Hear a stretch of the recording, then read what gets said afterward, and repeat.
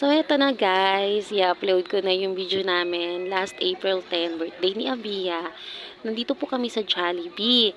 So, iso-surprise prank dapat namin siya actually. So, para kami yung na-prank.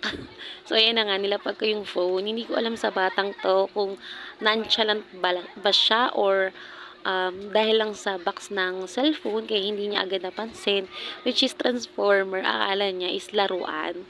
So, ayun, patay mali siya diyan, kakain siya, 'di ba? Iinom siya ng Coke float, ayan.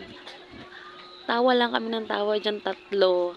Kasi nga, hindi niya talaga pinapansin yung nakalagay dun sa gilid niya na box. Ayan, ang gulo ng video ng asawa ko. Tapos nilagyan na ng rice yung box. Inalis ko lang, ayan. Tapos si Briggs, nagbibigay na ng hint. Yun, sabi ko lang, wag maingay. Hayaan niyo lang siya na maano, 'di ba? Tapos ito na nga, papahiram pa yung cellphone ng ama. O ba kukunin niya talaga? Hindi niya talaga ano. Tapos at ayan, tinuturo ko na yung cellphone. Sabi ko, ayaw mo ba ng new phone? Ayan, parang na-realize na niya na, wow, cellphone ba to? Ayan, ang tuwan-tuwa ng batang makulit. Ayan, thank you for watching guys.